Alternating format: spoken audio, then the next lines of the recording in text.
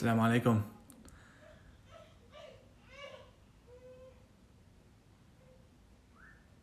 Bismillah. Assalamu alaikum everyone who's coming in. MashaAllah. Alright, we're going to give it just a minute or so for everybody to come in that's coming in. Not a minute, a little bit time. Hey, Assalamu alaikum Ali. Assalamu alaikum to everyone that's coming in. MashaAllah. Hope everybody's doing well. Hope your fasting is going well. Hope your Ramadan is going well. Alhamdulillah, I finally got my Instagram page back after it feels like a week or so of my friends taking over, but mashallah, it's been beneficial. Hope everybody's been enjoying it. I've been enjoying it. I've been benefiting a lot, mashallah, from the words of wisdom of Ammar and Tariq and Muhammad, of course. May Allah bless them and reward them. May Allah bless all of you. My fasting is hard. Yeah, fasting, that's the whole point, right? It's hard for me. I was just saying earlier, I'm feeling it a little bit today. Right? First day was pretty good. First couple days were good. Today I'm feeling it. But that's where the reward is. The reward is in the struggle, right? The more we struggle for the sake of Allah, the more He recognizes it, and the more reward we get. This is actually, there's proof of this in the hadith, right? Where the Prophet ﷺ, he said that the person who recites the Quran beautifully, they get the reward of the angels, right?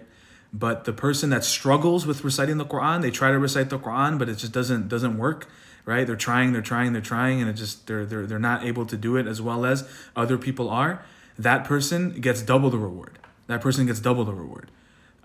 Because they're not only are they getting the reward of reciting Quran, but they're getting the reward of doing something even though it's difficult. But they're doing it for the sake of Allah. So that's where the real meat of the fast, right? Pun intended, I guess, or pun not intended. The real benefit of the fast comes when it's tough. So may Allah bless you. May Allah reward you. May Allah double and triple our reward for fasting, even though it's difficult. Alhamdulillah. All right, alhamdulillah, people are coming in. That's great. Let's get started. Bismillah ar-Rahman ar-Rahim. Alhamdulillahi Rabbil Alameen. Allahumma salli wa sallim wa barik ala Sayyidina Muhammadin wa ala alihi wa ashabihi ajma'een.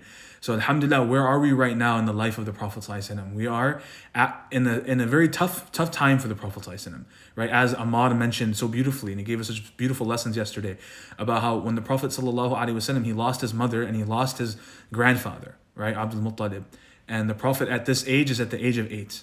Okay, so at the age of 8, subhanAllah, the Prophet has lost his father, he has lost his mother, he has lost his grandfather. And Ammar gave us some beautiful insight into the wisdom behind going through difficulties and the wisdom behind tragedy, and how it actually strengthens us and makes us more empathetic and sensitive to the difficulties of others. And especially for the Prophet ﷺ, who was going to be a leader for people, he needed to develop these qualities. And of course, the Prophet ﷺ did beautifully. And Allah Ta'ala even refers to these qualities of the Prophet ﷺ in the Quran. لَقَدْ جَاءَكُمْ رَسُولٌ مِّنْ أَنفُسِكُمْ عَزِيزٌ عَلَيْهِ مَا عَنِتُّمْ حَرِيصٌ عَلَيْكُمْ بِالْمُؤْمِنِينَ رَءُوفٌ رَحِيمٌ. That there has come a messenger to you from among you who حَرِيصٌ عَلَيْهِ مَا عَنِتُّمْ that he, عَزِيزٌ عَلَيْهِ مَا عَنِتُّمْ, that what you go through, it is heavy on him. Meaning he empathizes with what you go through, right? And he cares about you, and he has a lot of concern for you. And that's who the Prophet ﷺ is. Not just for the Sahaba then, but even for us today.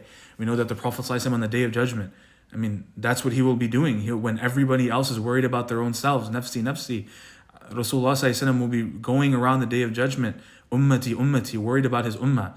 And he will be helping those people that need the most help. Right? The Prophet ﷺ said, "Ash-shafa'ati li ahli al-kaba'ir min ummati," that my help on the Day of Judgment will be especially for those that were the most in need of it, those that committed the worst sins. That's who the Prophet will be going to help on that day, because his concern, his concern, it expands beyond time and space. The Prophet ﷺ, his concern for us, it's still there right now, right? And the Prophet ﷺ, it comes in hadith where he said that, when you do good deeds, the angels show it to me in my grave. And when you do good, I feel happy about it. And when you commit sins, the angels show me those sins and I seek forgiveness on your behalf. SubhanAllah.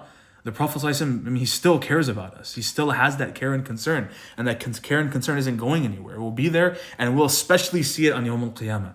But we just have to make sure we get there in one piece. We get there as followers of the Prophet ﷺ, as part of his ummah, as people that made him proud. And we ask Allah that he makes us among that. But we're here in this moment where the Prophet ﷺ has gone through so much difficulty, right? He's lost his father, lost his mother, lost his grandfather. But who is there to bring the Prophet ﷺ into his home? It is none other than his uncle Abu Talib. Abu Talib and his wife Fatima bint Asad, they bring the Prophet ﷺ into their home. And what's so beautiful is the way they bring him in. Look, they had their own children. They had mouths to feed. And they themselves were undergoing tremendous difficulty right now. So the Prophet's aunt and uncle, okay, Fatima bint Asad and Abu Talib, they are going through a lot of difficulty. They are having trouble making ends meet. They themselves were financially not well off. But when the Prophet ﷺ becomes orphaned, they bring him into their home and they don't let the Prophet feel any kind of difficulty. They don't let him feel like he's an orphan. They don't let him feel like he's somebody who doesn't have what he needs. They don't let him feel hungry. They don't let him feel unloved. They bring him in with so much love, with so much care, that the Prophet ﷺ, he feels it. He feels that love, and that love goes both ways between the Prophet ﷺ and his aunt and his uncle. I mean, and this is shown in so many different times.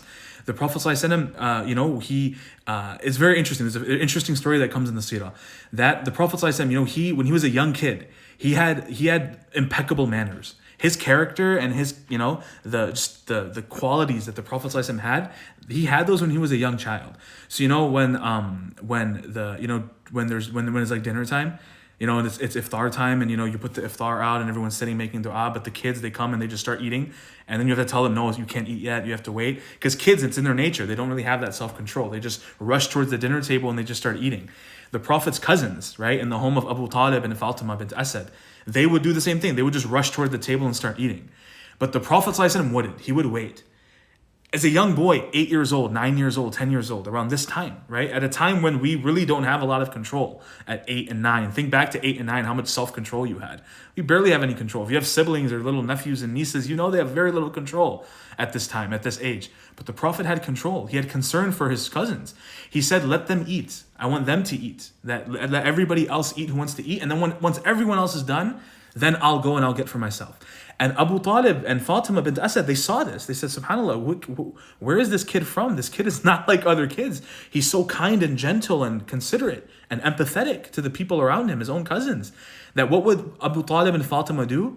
They would actually prepare the Prophet ﷺ a separate dish. Why? Because by the time the Prophet would wait until everyone else ate, there'd be no food left for him as a young boy.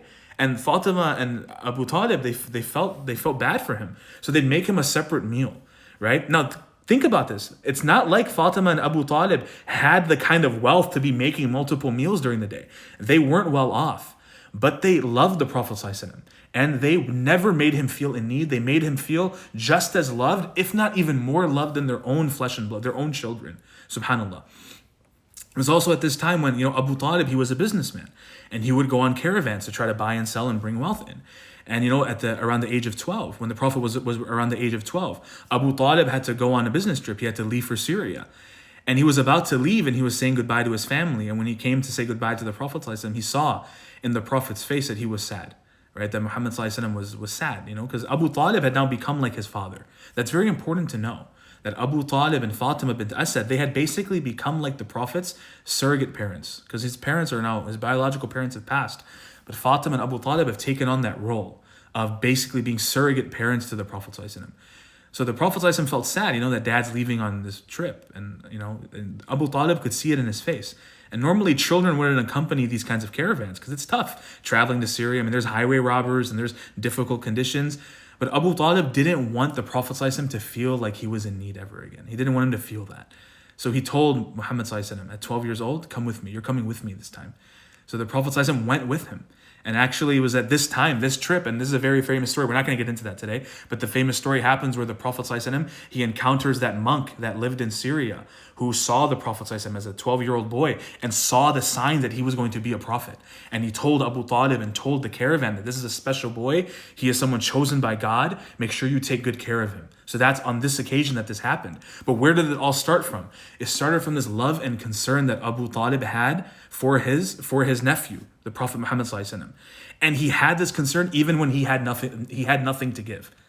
Himself, he had nothing to give, but he gave and gave and gave, right? And subhanAllah, what a beautiful blessing that there was in his home. And this is a lesson for us, right? That we should be people, and this is part of deen. And this is something the Prophet ﷺ himself learned when he was a young boy. He learned from Abu Talib and his aunt Fatima that we should be people that give, regardless of whether we have something to give or not. This is a quality that the Prophet learned when he was young, and it was something that he himself exuded as he became older, right? And this is something we're going to learn about, I'm sure we're going to hear as we go on. But this is a quality that defined the Prophet ﷺ. He would give when no one would give. He would give when he had nothing to give, you know? This is something that defined the Prophet ﷺ. And this is something that defined our deen. It's something that has become a quality of Islam and the Muslims. So much so, Allah himself, subhanahu wa ta'ala, mentions this quality in the Quran when he says, وَيُؤْثِرُونَ عَلَىٰ أَنفُسِهِمْ وَلَوْ كَانَ بِهِمْ خَصَاصًا. That one of the qualities of the believers, right? Particularly, this is, referring to the Sahaba, but the quality is general. That this refers to all people of belief. That what is one of the qualities of the believers? يُؤْثِرُونَ عَلَىٰ أَنفُسِهِمْ. They prefer other people to themselves. That they always go find an opportunity to give and serve other people. وَلَوْ كَانَ بِهِمْ خَصَاصًا. Even though they are the ones that are most in need. Even though they are the ones that are broke, even though they are the ones that are hungry, they are the ones that are poor, they always find an opportunity to serve. This is a beautiful quality that the Prophet ﷺ learned early on, and it's part of our deen, and we should try to make sure we implement it as well. Now, the Prophet ﷺ, he felt this love and this care from his aunt and uncle during his early years into his teens. So when the Prophet ﷺ was in his early teens, 12, 13, 14, the Prophet now realized something. He realized that, subhanAllah, my aunt and uncle, they've selflessly provided for me, selflessly given me everything they could so I could feel comfort, so I could feel taken care of. The Prophet ﷺ reflected here and he thought to himself, isn't it time for me to give back? That how long am I just going to take and take and take? How old is the Prophet here? He's younger than the vast majority of us that are watching this right now. He is like a preteen, around that age. Preteen, right? Or an early teenager, young boy at this time, right? Around his teens. And the Prophet is being so mindful here that, subhanAllah, he's thinking to himself, how long am I just going to keep taking from people? It's my time, it's my turn to start giving back. So at this young age, what did the Prophet decide to do? He decided to go and start working. Right? He decided to go and start working. And this is when the Prophet ﷺ actually became a shepherd. He started to shepherd cattle, goats and sheep and things like this. Why? The primary reason he started to work was so he could earn some wealth, so he could pay back his uncle. Because he knew Abu Talib was in financial constraints and he knew he was spending so much money on him, the Prophet ﷺ, and he wasn't even his own biological child. Yet he was taking care of him so much, the Prophet began to feel like, subhanAllah, how much will I take? It's time for me to start giving.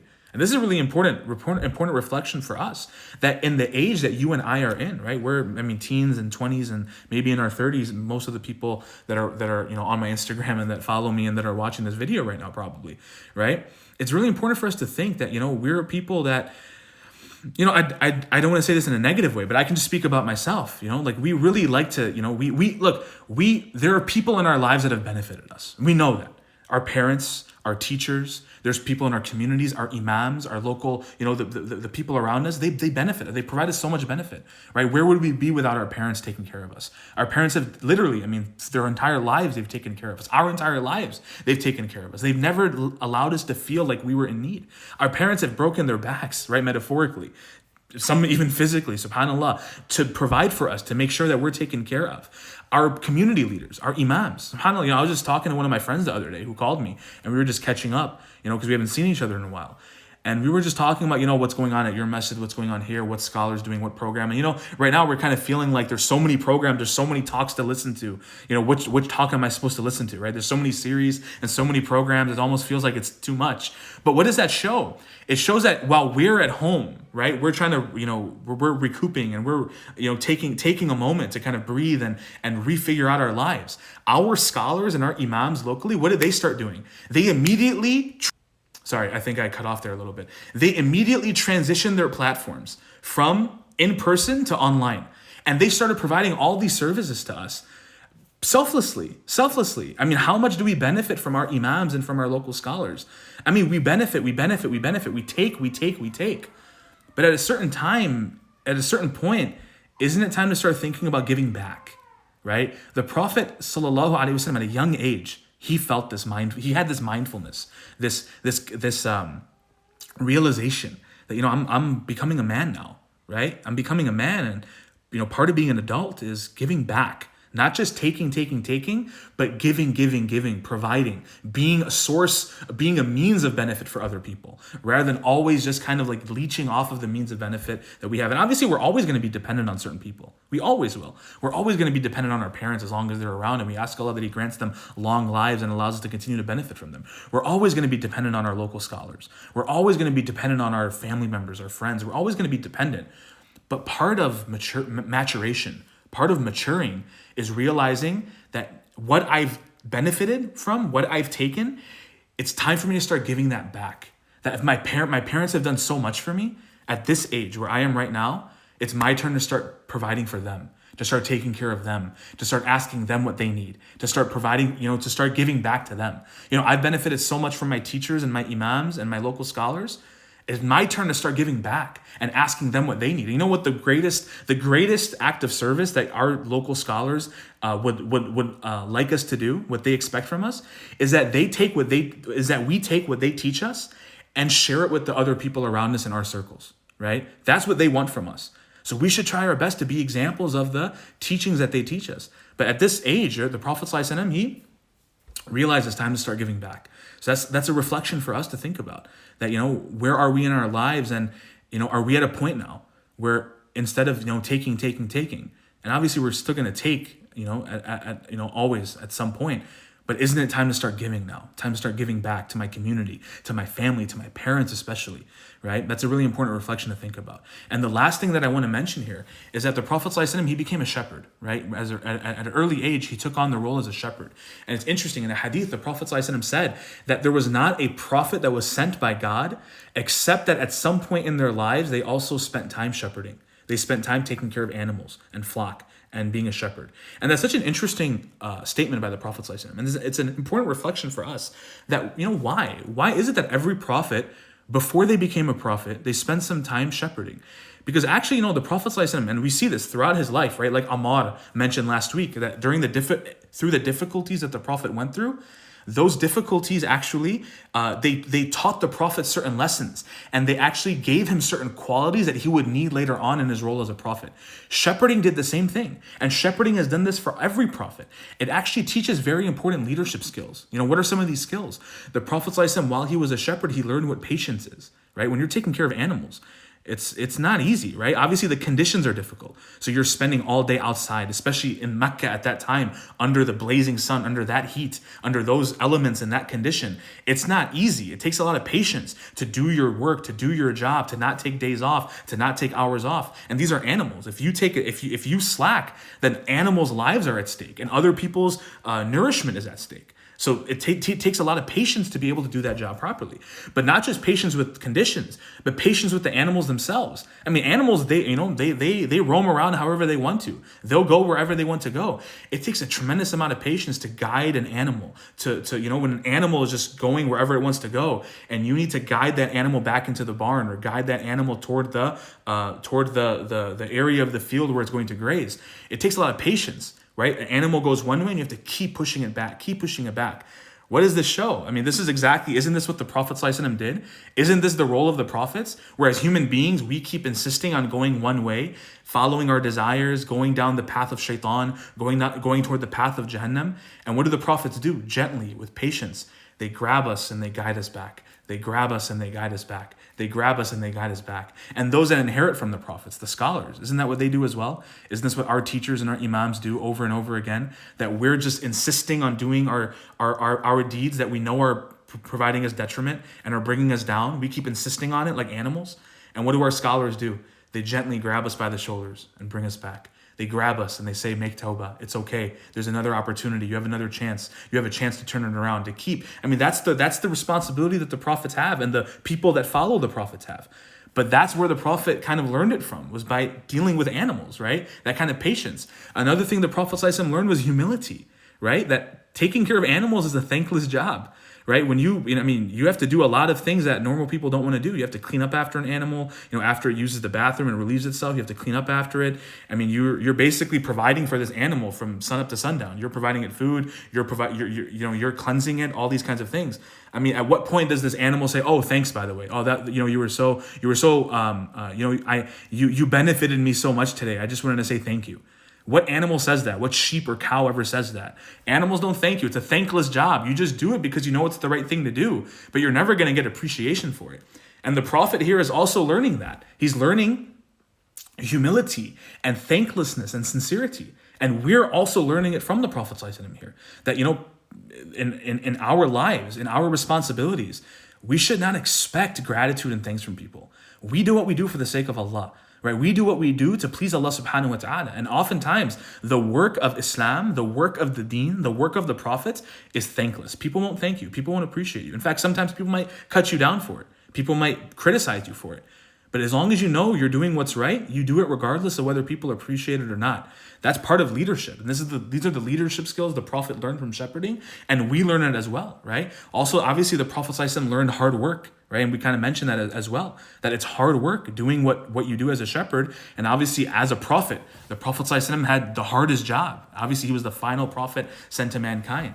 So that's something the Prophet learned, and that's an important quality of leadership as well. And the last thing is simplicity, right? The life of a shepherd is simple. You don't make a lot of money. The Prophet wasn't banking, right? He wasn't earning no bag, right? It was just simple, hard work, simple, hard, honest work, just so he could give back to his uncle. And that simplicity is something the Prophet ﷺ grew up on. Where later on in his life, near the end of the Prophet ﷺ's life, when he basically became the king of Arabia, all the wealth of Arabia was coming toward the Muslim empire. Even then, the Prophet, he retained his simplicity. He still preferred a simple life. He still preferred to, sit on the ground and eat. The Prophet would sit on the ground and eat, even when there were tables and chairs available. And people would ask, Sahaba would ask, Ya Rasulullah, why do you sit on the ground? Why don't you sit in a chair or be comfortable? And the Prophet said what? He said, I'm a servant, and I like to remind myself I'm a servant. Meaning I'm a servant of Allah, and I like to maintain that simplicity that a servant of Allah should have. So the Prophet would live a very simple life as a shepherd, and it's something that carried with him, and it's something that we can learn from as well. That there is a lot of barakah in simplicity. There's a lot of blessing in simplicity. There's a lot of contentment and happiness in simplicity, right? There's this whole movement now of minimizing, right, and decluttering. These are big movements that are happening to kind of, handle our so many mental health issues and people that feel so overwhelmed and anxious and depressed and these kinds of things. And a lot of mental health experts are suggesting decluttering and minimizing and removing extra things in your life, removing all these extra belongings that we have, trying to get rid of them. Simplify your life, and that will provide you happiness. These are what mental health experts are saying. But this is something that the Prophet ﷺ told us 1400 years ago, when the Prophet ﷺ told us, what is little but sufficient is so much better for you than what is abundant but causes you heedlessness. This was a lesson this is a hadith of the Prophet ﷺ that he taught us. And where did he learn this from? From his simple beginnings as a shepherd and as somebody who wasn't, very well off materially and financially. But in terms of his contentment and spirituality, he was growing, right? He was already a level above so many people. And the Prophet ﷺ learned all these lessons in his young age at this time. So these are a lot of lessons we can learn, right? And obviously, just to recap, from Abu Talib and Fatima bint Asad, the way they selflessly took care of the Prophet ﷺ, they gave and they provided, and they made him feel like there was no loss, even though they themselves were taking a loss. We learn from that the importance of giving selflessly, that we give even if we have nothing to give. Because if we give, Allah will give us. This is what the Prophet taught us. The Prophet taught us in the hadith, sallallahu alaihi wasallam, where he said, Allah subhanahu wa ta'ala will always serve his servant as long as his servant is serving their brother or sister. That as long as we are serving others, Allah will take care of us, right? We give even if we have nothing to give, because then Allah will give us, right? So that's the first thing we learn. The second thing we learn is what? At a certain point, part of being adults, and obviously all of us that are watching right now are adults. It's at some level we're adults. Part of the responsibility and the maturity of being an adult is what? Giving back, not just taking and taking and taking, but eventually it's time to start giving back to our parents, to our families, to our communities, to our scholars and our teachers, to our loved ones. It's time to start being means of support for others. right? That's very important. And the third is, at the time the Prophet spent as a shepherd, there were certain leadership qualities that he learned and he gained, and we can benefit a lot from those, right? The qualities of patience, the qualities of humility, the qualities of hard work, and of course the quality of simplicity. All of these things the Prophet learned early on, and it was something that that made him who he was, and it stuck with him through the rest of his life. And these were qualities that the Prophet himself taught us, taught his ummah, that these are qualities that will make us into obviously productive leaders and productive people. But at the end of the day, it is something that will, most importantly, bring us closer to Allah subhanahu wa ta'ala and grant us success in this life and the next life. So we ask Allah subhanahu wa ta'ala that He grants us that. Barakallahu feekum. Thank you guys for joining me this afternoon, this evening, we should say, right? And again, just a reminder, we have about an hour left until the time of breaking fast. This is a time where prayers and du'as are accepted. So we should make sure that we are engaging in that to the best of our ability. MashaAllah, I appreciate all of you guys joining here today and showing love in the chat. We ask Allah subhanahu wa ta'ala that He accepts from us. And inshallah, I'll see you guys again soon. Barakallahu feekum. Wassalamu alaikum wa rahmatullahi wa barakatuh.